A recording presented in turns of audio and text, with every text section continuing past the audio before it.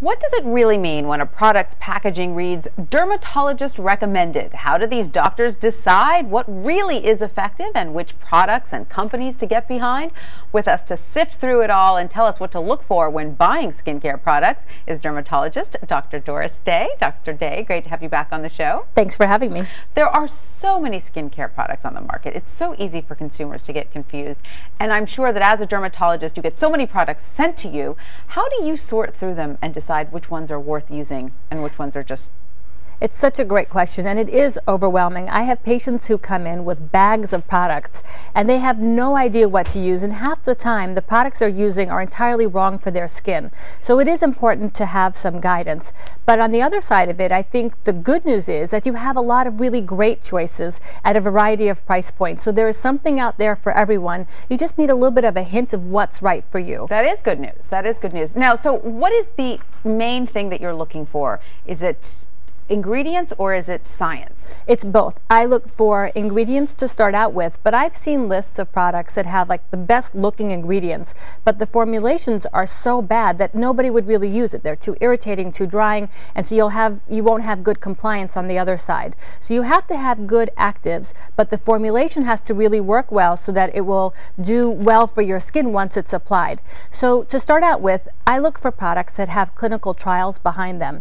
And there's one in particular from Olay that actually had a team of dermatologists help them design their clinical trials, and that's the Medical Alliance that I was one of the dermatologists that was a part of.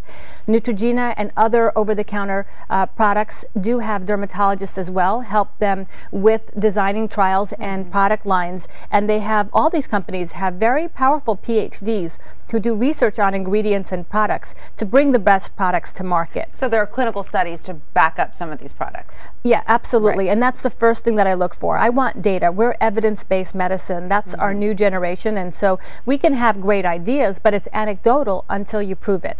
And so now there is proof behind a lot of things.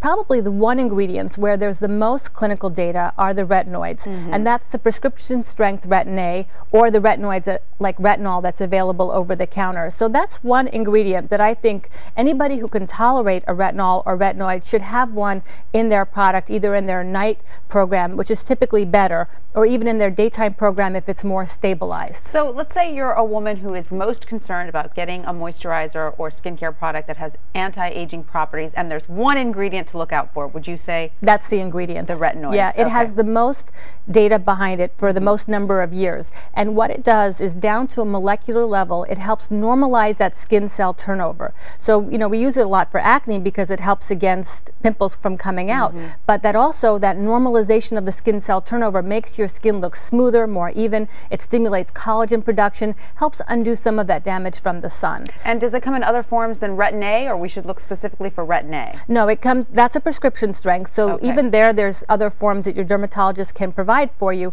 but there's also over-the-counter forms of retinoid, so it could be retinol, retinoic acid, retinol propionate. There's a whole bunch of them, and if you're not sure, you can run it by your dermatologist. And peptides as well? Peptides are really great as well, and this is an expanded use of peptides. So there's dipeptides, pentapeptides, there's all sorts of new peptides out there, but these are proteins that also help with skin cell turnover, help with your water balance, which helps your skin help itself look better, and also is an antioxidant. All good stuff. And speaking of antioxidants, we hear how important those are to fight free radicals. Is that something else we should look for? Yes. So I like ingredients like niacinamide, vitamin C, even some vitamin E can be good as well. So these are basic ingredients. You can look for plant extracts, marine extracts.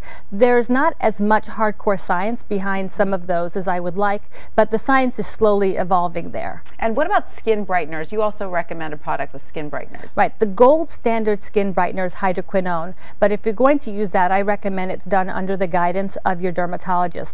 The over-the-counter ones are ones like Sepi-white or mulberry root extract or licorice extract. Those are really good as well and can be a starting point.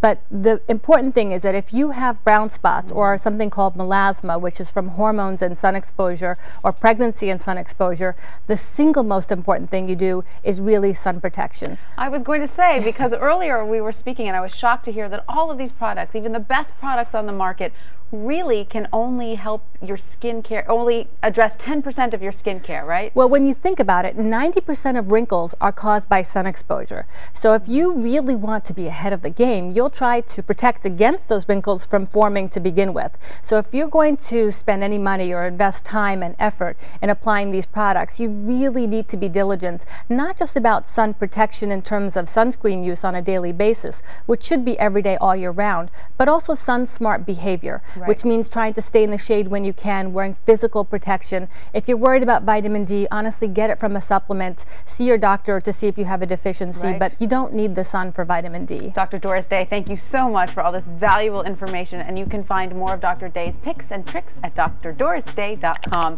as well as on our website at abcnews.com. ABC News Now, good to know.